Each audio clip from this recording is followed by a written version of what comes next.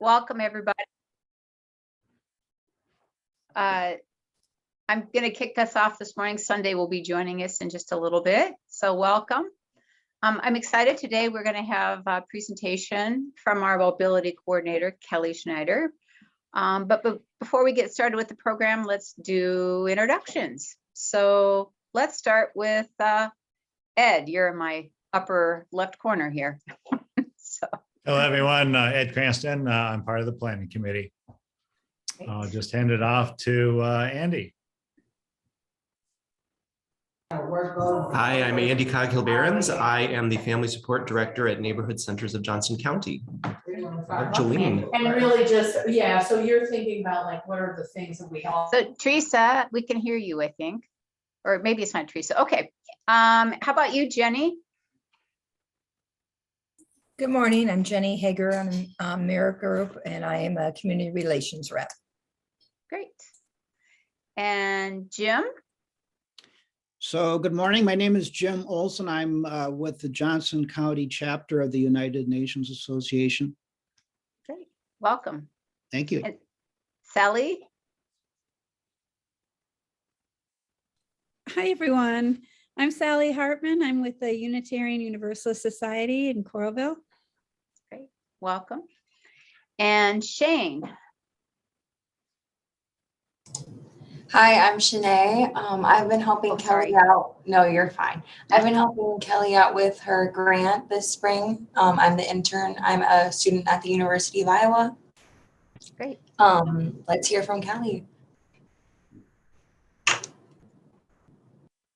Hi, I'm Kelly Schneider, the Johnson County Mobility Coordinator. So Shanae and I will be co-presenting on our transportation grant here soon. Great. And Teresa, good to see you. Good to be here. Teresa Stecker with IC Compassion. Great. And Crystal? Hi, I'm Crystal Josell. I'm with Iowa City Schools. Great. And Anne? My name is Anne. Hi. Oh, sorry, wrong Anne. Oh, go ahead. Two Anns. I'm sorry. You're right next to each other. Okay. My name is Anne Crotty. I'm with the University of Iowa Center for Excellence on Disabilities. Oh, excellent. Thank you. Now the other Anne. Okay, Ann Thompson. I'm a victim service coordinator. I'm with the Iowa City Police Department. Great. And Trey? Yep, my name is Trevon Talbot. I'm with Iowa Workforce Development. I'm a workforce advisor here in Iowa City. Okay, great, thanks. And Jolene? My name is Trevon Talbot. I'm with Iowa Workforce Development. I'm a workforce advisor here in Iowa City. We got that one twice, I think. I'm Jolene Sorensen. I'm a director of development at Systems Unlimited. I work with Sunday. Oh, excellent. And Peter?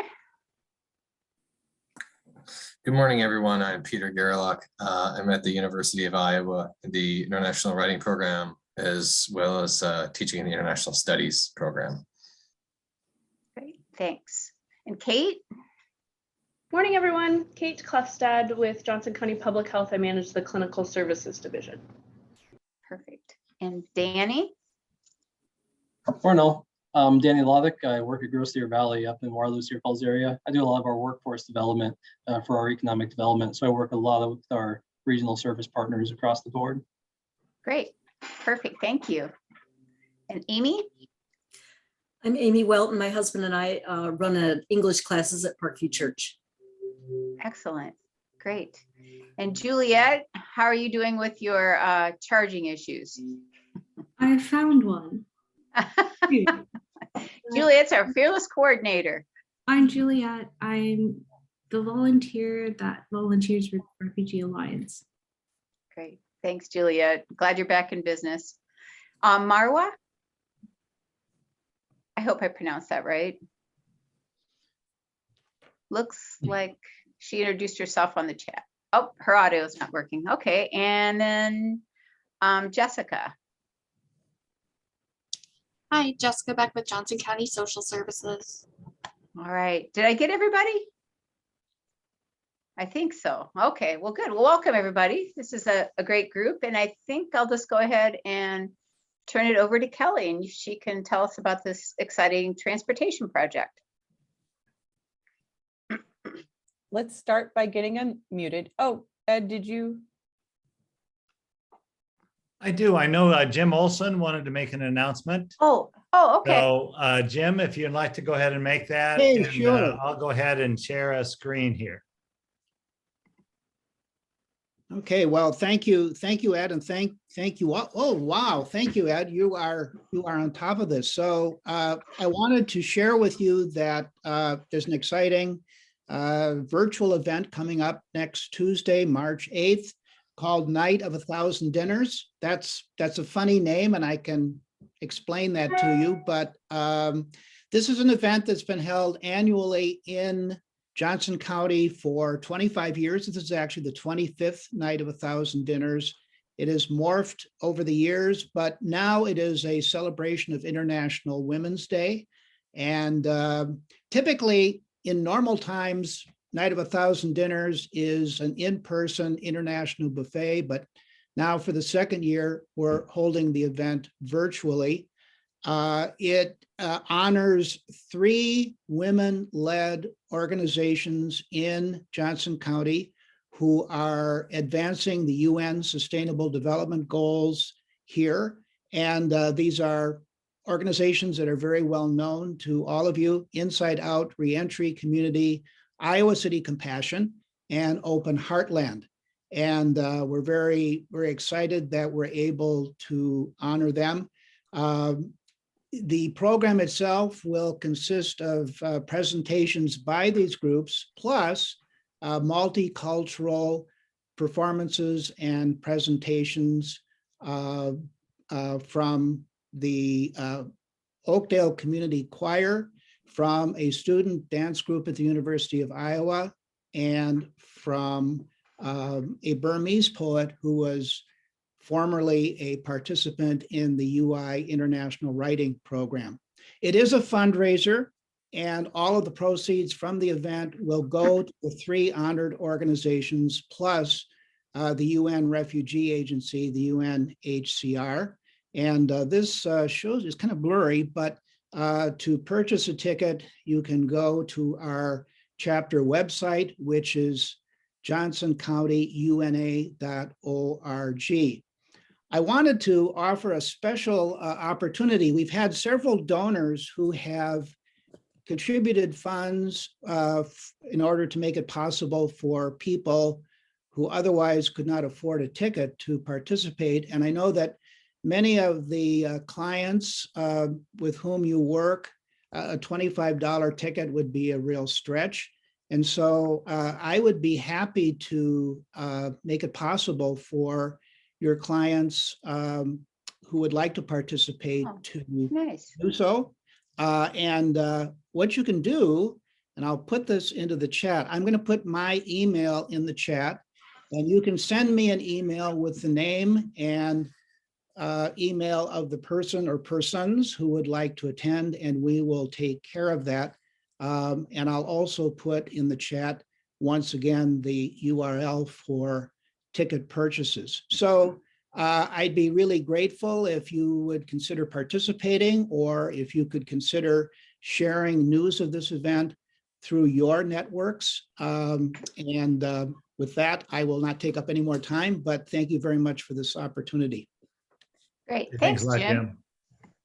That's perfect. And all 3 of those organizations, I think, have been somewhat involved with this alliance. So that's perfect. Great causes. Good. And Sunday's with us. Welcome, Sunday. Thank you. Thanks for. Yep. All right. So now we'll turn it over to Kelly. Thanks for the reminder. So.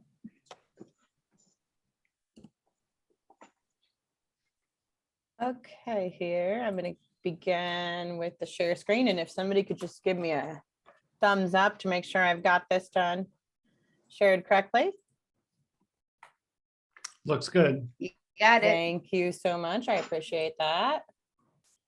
Okay. Now I can't see any of you, So if you have a question, which is totally fine at any point, just go ahead and jump in and ask a question. But we will, the plan here is to talk about the National Center for Mobility Management Design Challenge grant that we've been working on. And then you'll hear about our 3 concepts that we've designed. And then after each concept, we'll have a moment for questions. And then after you hear from all 3 concepts, we're going to go into breakout rooms.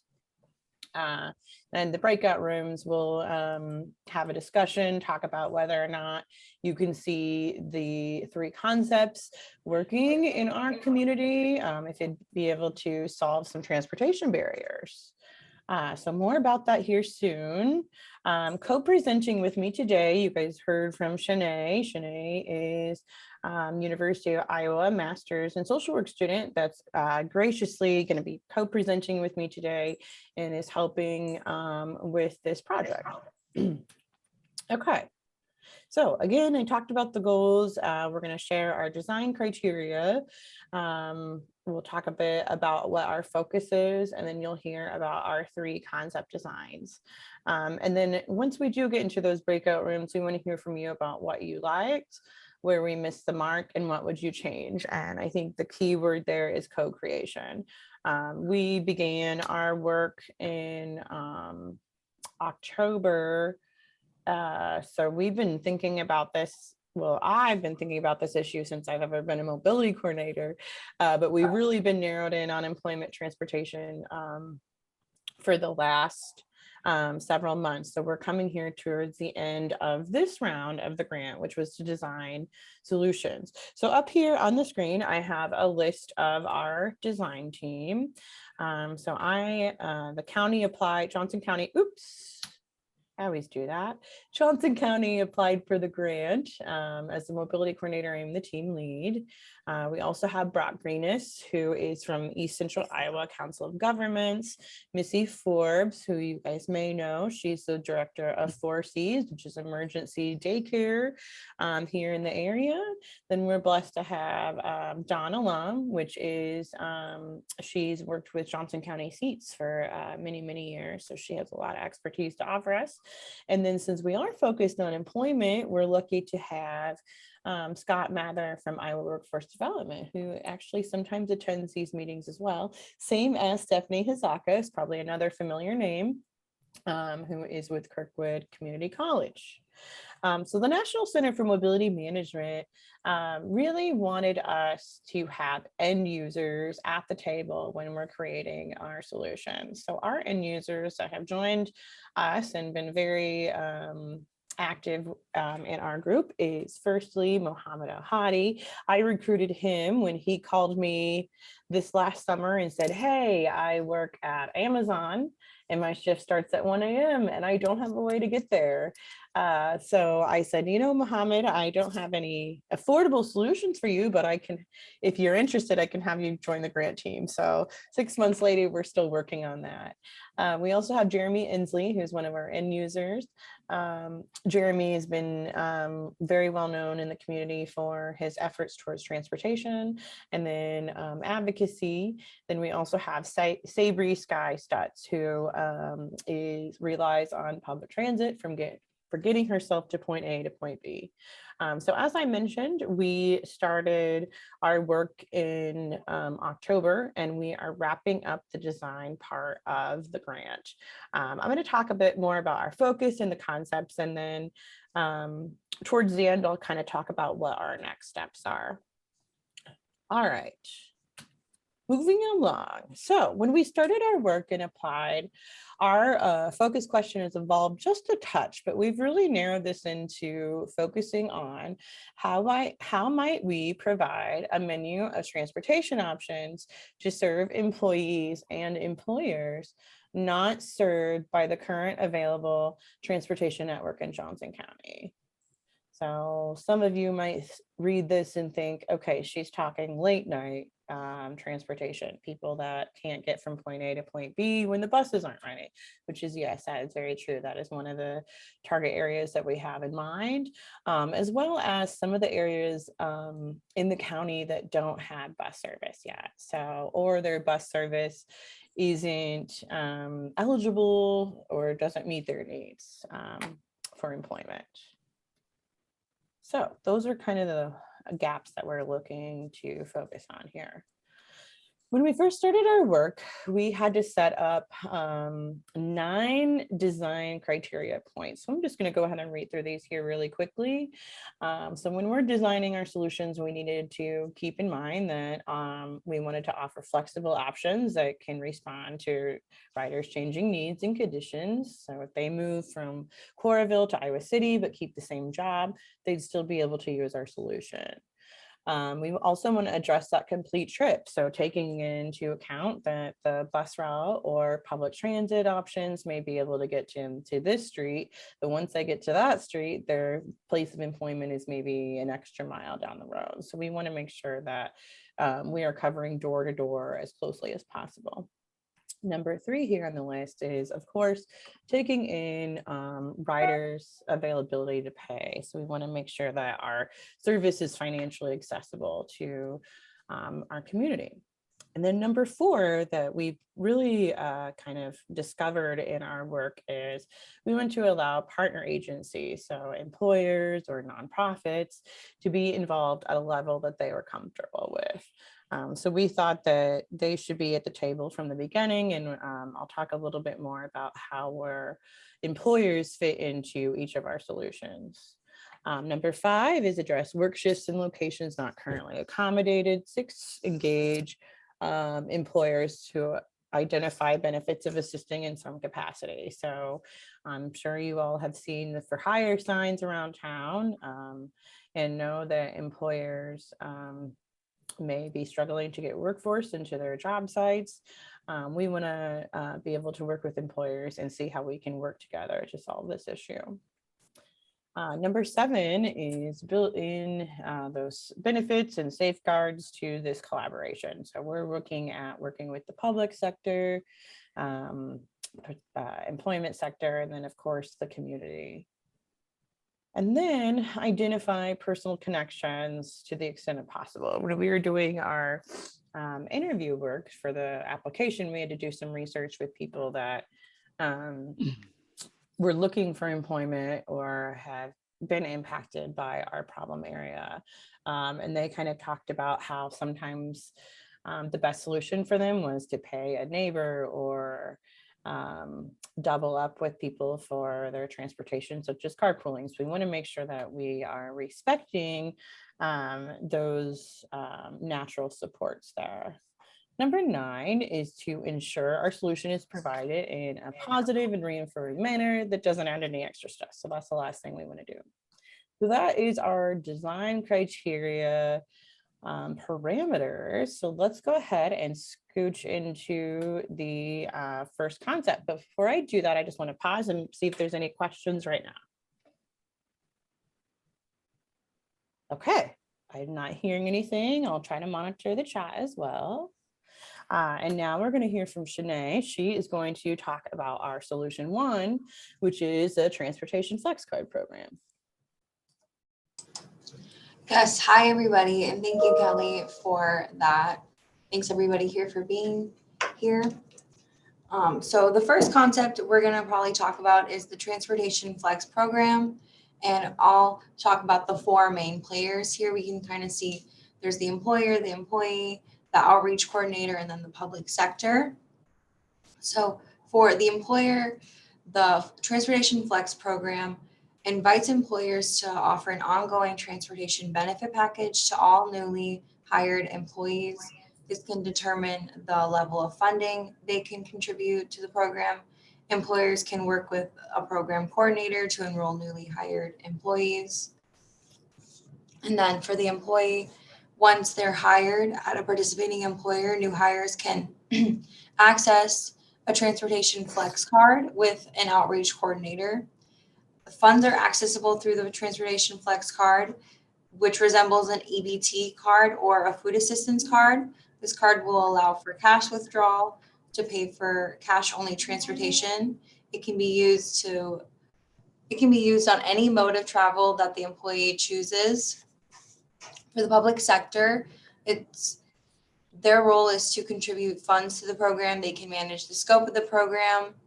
It's important to note that for the Transportation Flex program, there's no new service on the ground. Rather, the funds are used towards an existing network of options. And then the outreach coordinator is responsible for onboarding of employees and employers and the implementation of the TFC program. This position will visit employers in the county to market the program. They'll work with new employees and employers and hopefully recruit them. I can talk about some more details. So employees with low income, new hires of participating employers will receive a Transportation Flex card with funds to use for transportation expenses for the first 90 days of their employment. There's maximum assistance of 3 months in 1 calendar year, and the employee may choose to use funds for gasoline, carpooling, bike share, Uber, Lyft, public transit, or taxi. So there's the kind of steps laid out there. You get this Transportation Flex program card, which resembles an EBT card. This concept would allow for a new position, such as like the outreach coordinator. Like I kind of mentioned, they're going to work with employers and determine the amount. It's funded by public sector and employers. And then, as I kind of mentioned, this card can be used for all things kind of like related to transit. So there's concept one. Thank you. And I think, Shanae, did you already mention the part about how this concept is not a new service? Thank you. Yes. Did you say that already? Okay. Yeah, I kind of mentioned, yes. Yeah, so really what we're doing here is saying, okay, here are the funds to use towards employment transportation. Use them how it works best for you. So we're not putting any new vehicles or expanding service in any way. We're simply giving people that financial access. Okay, any questions about that concept right now? Again, we will save the feedback for the breakout rooms, but any questions? Okay, so let's go ahead and move into concept 2. Okay. So concept 2 is the on-demand trip connect, and this is a door-to-door service, which again, we kind of have the 4 main players laid out here. We'll start off with the rider or employee. So for Trip Connect riders or employees, they can book rides by a smartphone application or a call center. Riders or employees can pay a flat rate for their rides. Employers can contribute to the startup costs, operational expenses, and/or costs of the trip for employees at a level they're comfortable with. The transportation provider is going to be the partner agency who is responsible for fulfilling the Trip Connect door-to-door service. Sorry. Which includes staff, drivers, payment scheduling software, and etc. Accessible vans will also be available for use, and the public sector can help apply or receive funds to assist with the startup and operational expenses of Trip Connect. This provides the scope of the program. An important note about this concept is it's kind of modeled after Horizons and Neighborhood Transportation Services in Cedar Rapids. Cedar Rapids saw a lot of success with this type of door-to-door service, and we believe that Johnson County would also have great success, and there would be interest for this type of door-to-door service in Johnson County, especially for employment opportunities. And then we'll have a kind of sketch of the steps laid out. So yeah, it's a pretty straightforward process.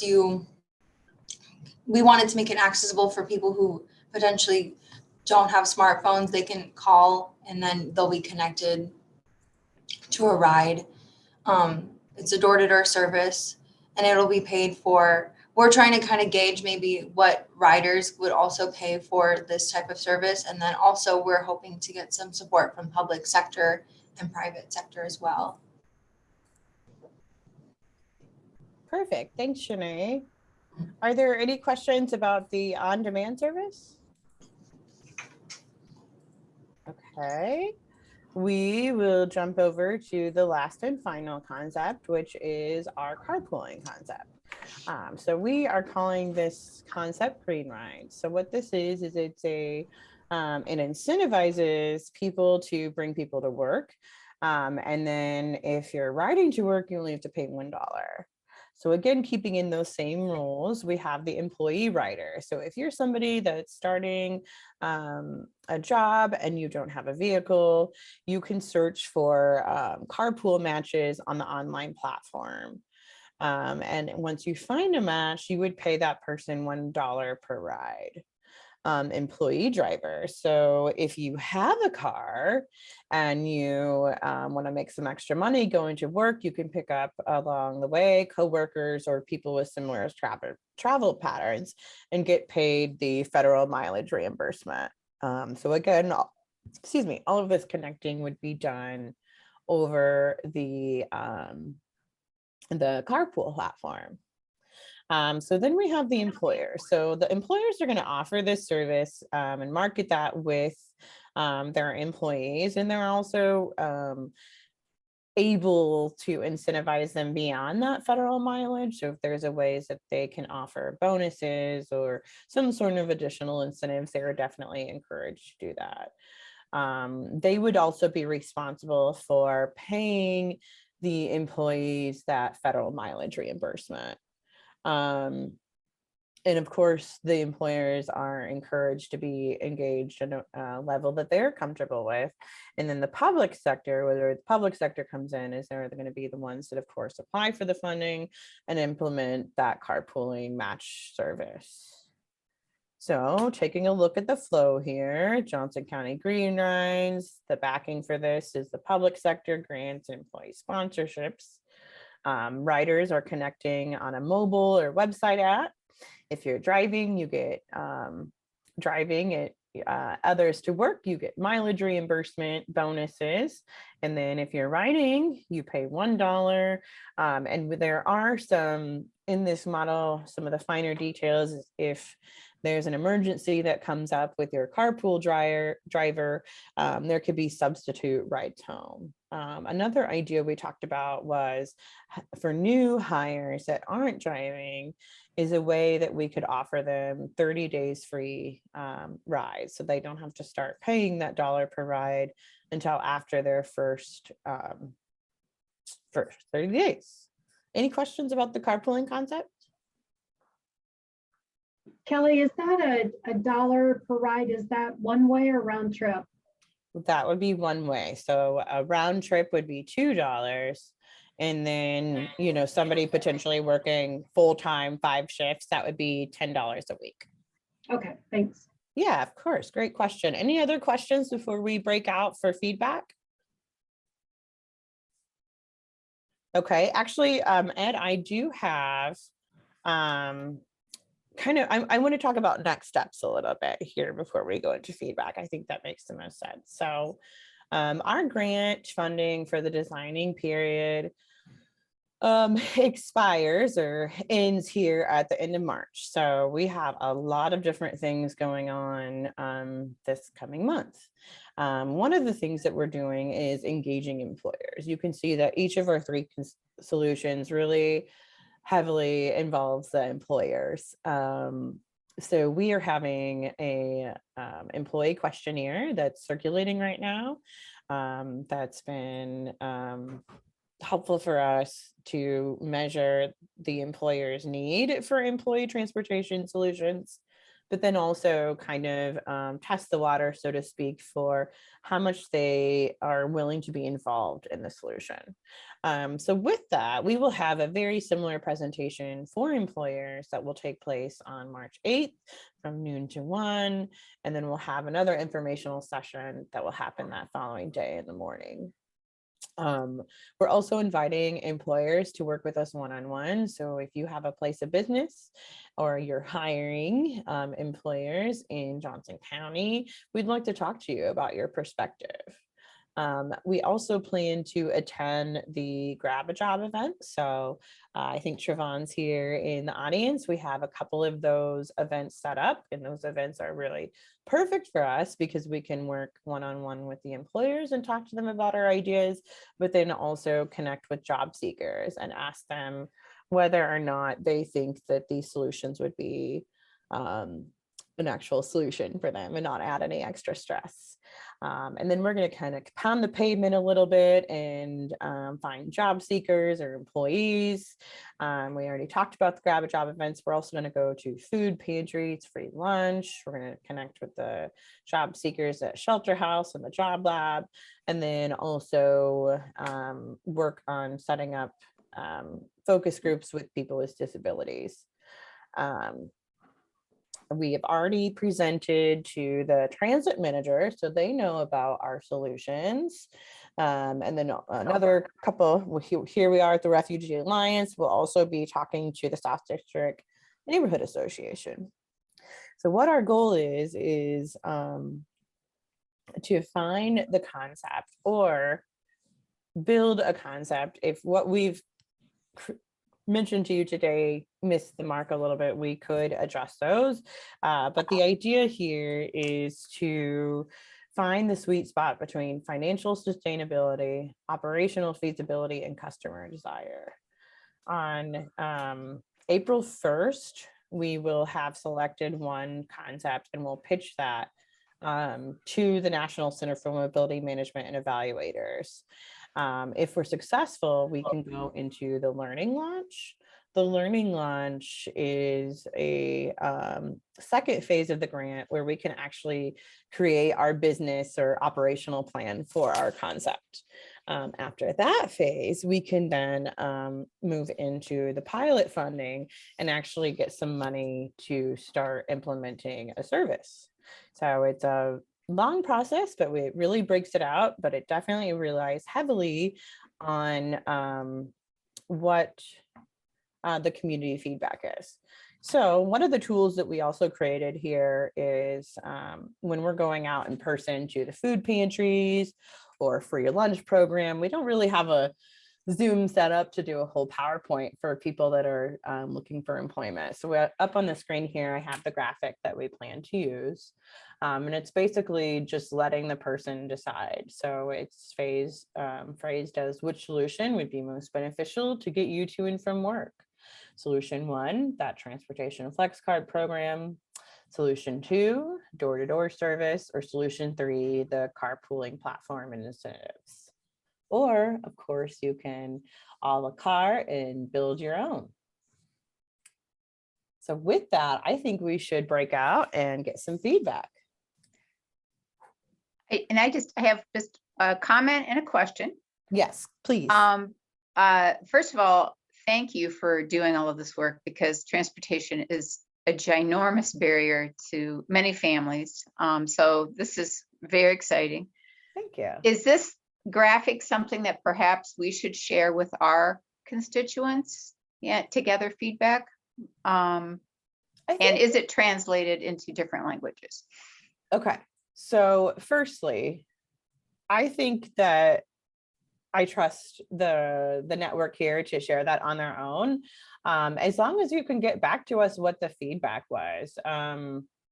You know, we have a short amount of time to get some feedback. So I would support getting any help that we can get right now. Yes, I can. This graphic was just hot off the printer here. So our graphic design team just finished that. Yeah, I think it would be helpful for you to share it. We do have some grant funds to potentially translate the graphic, as long as you thought that would be helpful. Our concern was, if we're sharing this in a native language of a potential writer, who's going to be there to kind of explain any questions? And we just didn't know how we would make that happen in a month. and how long it would take to translate them. So we have just such a limited amount of time, but that is, I'm glad you mentioned that, because that's something we did plan to ask today, is if you think that there's a need for that and if it would be helpful. I'm getting some nods. Yeah, so if these were the languages that we've typically done here in our social services department is Arabic, French, Swahili, and Spanish. Does that sound about right? Mhm. Okay. Okay. So if I get those translated, hopefully before April 1st, you guys can get me some feedback, because I think that there's a lot of non-English speaking end users that would potentially use our service. As long as you think that would be helpful, we will definitely use some of our grant funds for that. Yeah, and Peter in the comments said, you know, could we maybe add a frequently asked questions document? Just, you know, something maybe super basic to accompany that. Yeah, maybe perhaps the document that I shared with you guys before, before the presentation. Yeah, absolutely. Yeah, we, I don't know if any of you have ever, do you guys have any, and we can talk about this later. We need somebody that can translate this as soon as possible. So if you have any really quick resources that wouldn't break the bank, that would be so helpful. Right. Okay. Kelly? Oh, go ahead. Yes. Teresa from IC Compassion, just a quick question. And I apologize if you said this, I did have one distraction in this meeting. So when you talk about the employers, will that be individual decisions from the employers? 100%. Yeah. They get to, so you might have an employer who will say, I'm going to do the carpool match, but then you might have another one who says, I'm not. Right. Yeah. Or we could ask that employer, what parts about the carpool match do you think is your favorite? And can we build that into one single concept? Right. Yeah. And then, you know, when it comes to supporting our concept, we want to know if that's something that's attractive for them to offer their employees, or in what level they'd be able to financially contribute. And we recognize that employers may all have different levels of support that they could offer. Some of the, and that's kind of what we'll get into in this next phase, is determining that business plan, right? So we have employee A or employer A that says, okay, we're going to pay all of our rider fares. But then employer B's like, no, we just want to offer a flat rate towards this project, $50,000 a year for the next 6 years. So it's going to be a balancing act. But we're going to get into those kind of the more funding component details in this next phase. The purpose for the design phase is to find out what the community wants. So great questions. Any other questions? I think there's one about who would provide the transportation, which. Oh, I'm sorry, I missed that. So well, and maybe you don't know that yet. And we don't. So with option 2, Shanae did mention how we discussed the operational specifics of the Horizons NTS program. So up in Cedar Rapids, the Cedar Rapids transit system stops running around like 5 or 6 p.m. So there's a huge new need for late night transportation. As you guys know, our transportation runs a touch longer than that. But it just doesn't quite cover all the areas. So we have a really specific ask that we're asking to cover. So anybody that's up for the task is going to be able to provide that transportation. And then of course, being, you know, with the government, you have that process of releasing an RFP, and anybody that's eligible or to apply would be able to do that. Kelly? Yes. Would this service be available to, is it geographically restricted to Johnson County, or is there the possibility of employers outside of Johnson County participating? So I wanted to solve world peace when I started this project, but unfortunately our facilitator said, you know, we really got to narrow this in. So for the purpose of starting, yes, we're starting specifically geographically only in Johnson County. Yeah, which is, it's tough because I know that there's like a couple of places in West Branch, West Liberty, that are really great employment, or as you guys know, probably Tyson.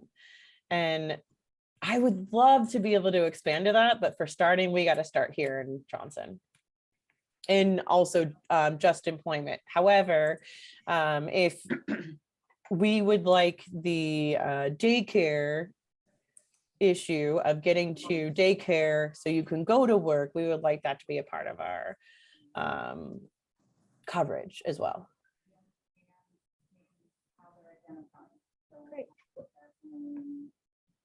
Okay, so when we break out here, if there's no other questions, what we want to know from you is, what's your favorite? Where did we miss the mark? Can you see this working? What would you suggest? So those are really what we're kind of looking for. And I think we're at a good place now where we can go ahead and start breaking out. Okay, what I'll do is I'll just set up 3 rooms. Automatically, you'll be put into a room. And then it looks like we have about 16 minutes before 11. Okay, so, perfect. Do we want to, how soon would we want to come back? Do we want to be sharing after that? I then? don't really have much more. So maybe let's call it at, let's just do 10 minutes. Okay, 10 Could be minutes more then? than enough. Yeah. Okay. Maybe just 7 minutes actually is probably plenty. Okay, short period of time, so Okay, off we go. yeah. And can you, hey Ed, can you break up into 5 rooms? I think that probably 3 rooms are going to be too many people for a discussion. Okay. That's Okay. up to you guys. Yeah. What do you think? So, certainly, let's see. I'll recreate it. 5 rooms then? Yeah, 5, And that would be 4 people per room. off we go.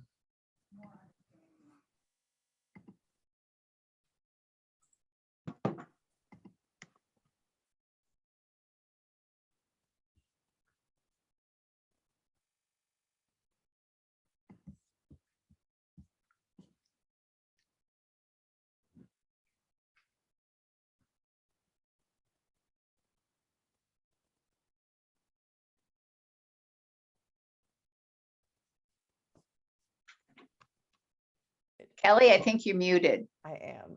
I think that was unintentional. Ed, I was trying to ask you, are the breakout rooms recorded? I don't think they would I have. don't think so. Okay. I was curious how that works. So we may have to have like a large scale discussion just in case. That went really fast for our group. I don't know about you Right, guys. yeah, I know 7 minutes is like, by the time you say hello, it's, you're done. Right. Yeah. Yeah. Well, can we do, I mean, we have 7 minutes left.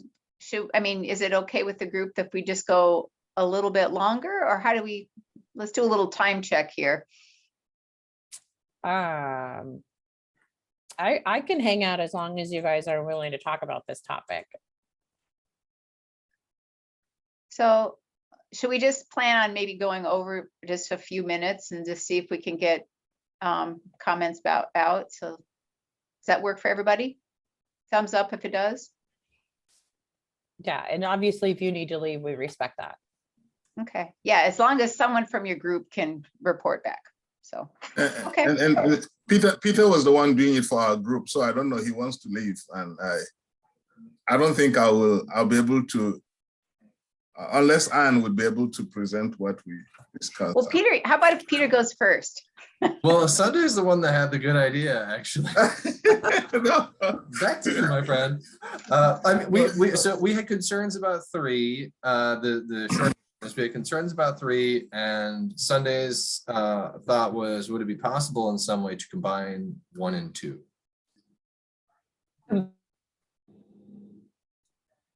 Combine 1 and 2, so the flex card and the on-demand. Yeah, do you want to say more about that, Sunday? Yeah, I just felt that, I think almost, we thought that 3 had issues to discuss, but we thought a combination of 1 and 2, a combo of 1 and 2. So kind of picking up and package it into 1, so that it's not like we're saying we're having them as just 2 separate, but combining them and packaging them into 1. One of the things we came out with is the issue of, it seems like in almost all the options, we're leaving everything out to the employer, including the issues of disability. we didn't seem to hear a lot of disability from you in terms of how is that going to be addressed. So if we have a combo of 1 and 2 and address the issue of disability in it too, that would be very helpful. And did I say that right?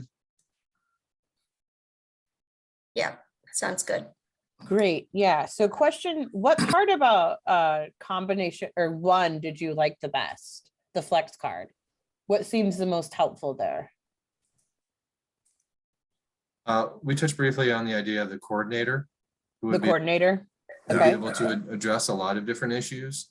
3, for example, it's the employee and the driver, but you have a designated person, you know, whose job it is to help problem solve, help think ahead, etc. There's always somebody to turn to. Thank you. I And like Peter. I like the use of the word number 3. It's like a wild card, and I think that is what the issue of leaving it to the driver actually addresses, which is one of the things we look at.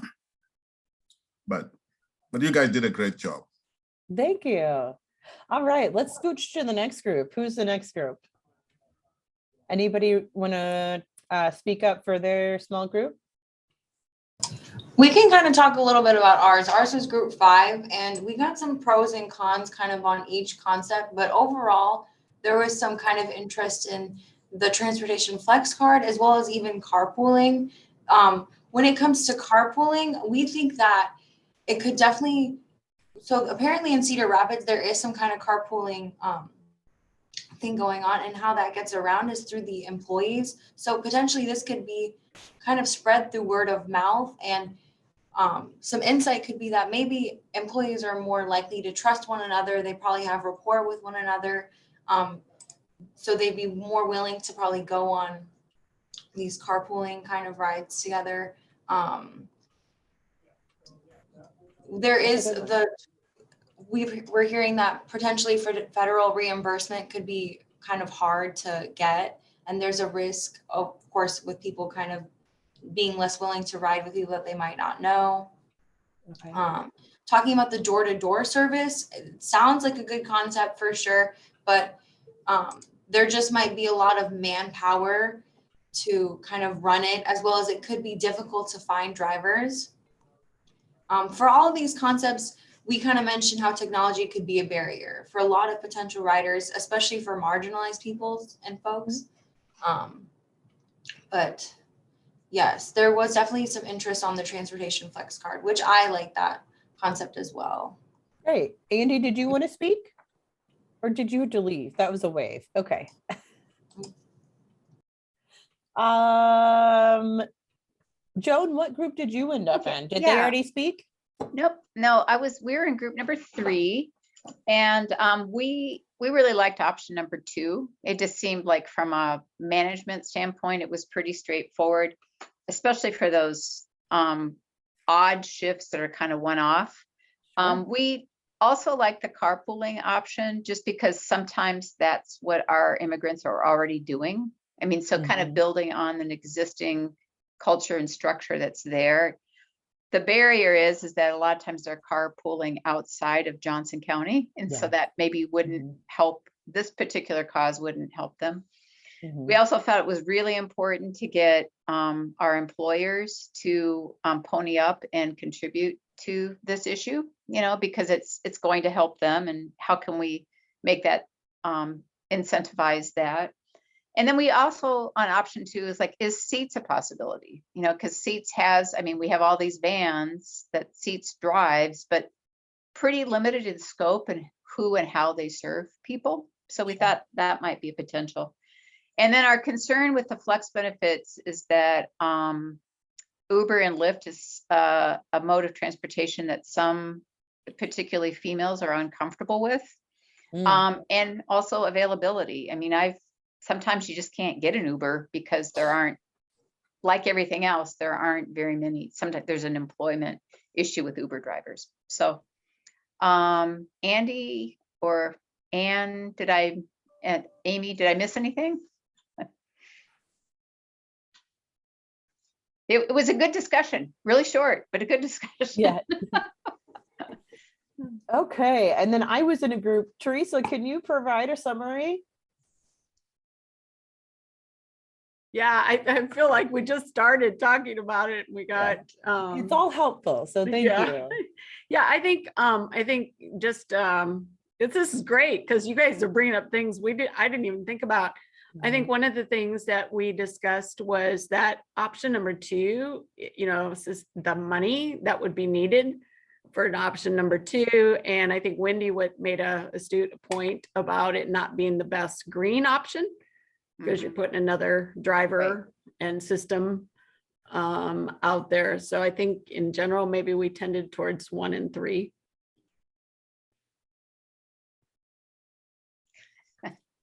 There's not really a conclusive answer here, is there? No, yeah, you guys, I feel like we're gonna have to draw from a hat. Yeah. No, but luckily, I feel what's really great about this process, and part of the reason it is stretched out into these different phases, is we can say, this is what we want, but then shift that. And if we start testing something and it's a big fail, we don't have to be locked into it for the next, so many years. So we're a long ways from a pilot. So there is room for error and changing and evolving. So I really appreciate that the National Center for Mobility Management is flexible when it comes to that. I think this was a perfect discussion. Ed, I would appreciate if you would be able to share the recording with us. I think it would be helpful for us to take notes that way, because I don't know if I can understand what I scribbled here. Did we get all be our 5? plan. And maybe in the future, if we turned on transcript, then we would get really everyone, well, at least in the larger meeting, we'd get everyone's words. And did we get all 5 groups? I thought. Did anybody? Okay. I guess I didn't hop into a group because I was going to back in the ranch.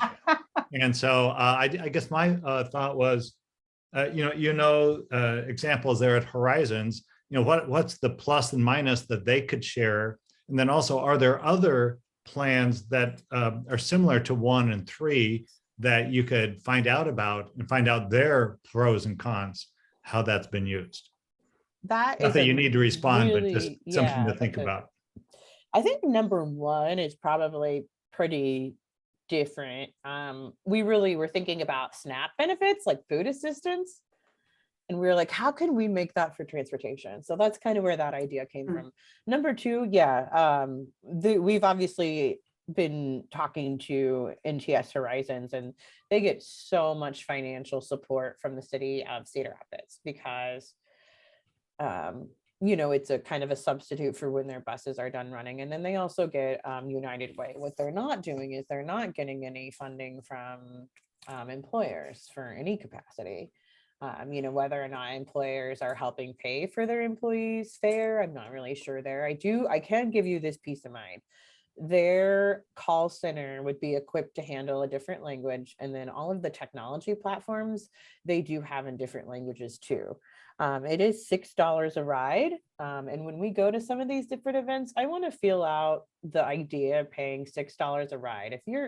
I'm not that great at math, but that's $12 a day times 5 days a week. Is that something people can afford? Or maybe we build the solution to say, okay, we are expecting employers to cover that component at minimum for 90 days or 60 days or 30 days and see how far that can get us. But we want to talk to our job seekers and say, is it helpful for you to have that level of assistance for this long, knowing that you would be responsible for budgeting that component after a certain amount of time. So we're excited to connect with some of the job seekers there. Number 3, I think that we kind of closely modeled a project going on in Trenton, New Jersey, where they all of their warehouses where they needed employees were not in the bus route, and they actually used a carpooling app to solve that need. And they are getting incentivized for doing the carpooling. Go ahead. Yes. And I know that the University of Iowa Hospitals and Clinics has carpools out in some of the rural areas too. I just don't know enough about how that's structured. But so I do know for those van pools, I think the university owns the vans and then the employees pay to drive, and there has to be a driver that's signed up as the primary driver. Okay. Yeah. All right. Well, I think we do it. Is that everything that you need, Kelly? I think so. I'm For so today, at excited. This least? went way better than I expected it to. We've got a lot of great information to think on. Oh, and good. Yeah, Yeah, I wanted to add one more thing on the number 3. It might be good to combine that idea with, there's this far out hippie concept called a time bank idea. Okay. They have them all over the world, but it's the idea of time as currency. So if you have a skill that you have to offer, but you need something else done, skill to the community, and then like looking at a resume and giving you tips to review it and improve it or something like that. But you need your driveway shoveled and you don't have the ability to go shovel your driveway, but there's someone else in your community that does have that. They can bank that 1 hour that it takes to shovel their driveway, and then you can take that hour out, for some other thing that So if you could add transportation to that, like taking someone to a medical appointment, and then they could bank that hour and, cool. Get somewhere else. I like that idea, kind of a community base. And we did discover in our research that there was a lot of natural supports that were working. And I think somebody made that comment that a lot of the refugee immigrant communities are already carpooling. So how can we support those natural relationships that are already occurring? So thank you guys so much for the discussion. This was really great. Good. Well, thank you, Kelly, for all your work on putting this together. It's great. So before we go, we're looking for suggestions for next month's presentation. So does anyone have an idea of what they would like to hear about or perhaps present? And our next meeting would be, I think, March 20, let me see, what is it? It would be March 28th again, right? Well, if anyone has any thoughts on any of that, let us know. Sunday, did you have something? Well, when Anne was sharing the idea she just brought up in our group, I actually was waiting to ask her if she was going to share what she does with disability and also expand on this idea of the time bank and see if that is something that organizations that are here and people will be able to make use of. What do you think, Anne? Sure, I'm happy to share. So I work at the Iowa USED. The USED is focused on making sure that people with disabilities can live in the community as they want to. So that includes a whole broad range of stuff. I work specifically on health inequities, but we know that health is closely connected to things like transportation and housing and stuff too. So that's how I came into this role, and also working on diverse populations and inequities that impact them. And the time bank, I guess the closest thing I've found to that in this area is probably this like buy nothing Iowa City concept. If anyone's familiar with that, where it's a whole like a gifting economy where you come and you say, I have this thing that I bought it, but I don't want it to go to the landfill because I have this sentimental attachment to it. I want someone else to be able to use it. It's a Facebook group, so you can put anything out there, you take a picture of it, and then you have neighbors that respond and say, I could really use that, and then you get a whole list of people that are interested in your item and you can pick people. But there's also people that will ask for a specific item, or ask for, I really need someone to help with this task, and there are people that offer, they say, I need someone to help me haul this couch up my apartment stairs next Saturday. Is anyone willing to help that's in the area? And people do, Oh, cool. Well, I think that's something to explore for sure. Yeah, if you can make a presentation next month, that would be great. Yeah, so I was thinking, like, is there a way that you could add money to that project too, so that people can have a choice between banking time as currency or money too, paying for like that $1 ride too, you know? So it may be a combination of time bank and other something else, or having that as a subset. Well, good. All right. Well, thanks. We put you all to work today, so thank you for that. And unless there are any announcements, we're 10 minutes over. I think it's probably time to call it a wrap. Yeah. Thanks, everybody. Thanks, Kelly. Thank you. Right. Thanks, Kelly. Great. All right. Thank you. Bye-bye, everyone. Thank you, Thanks, everyone. Shanae.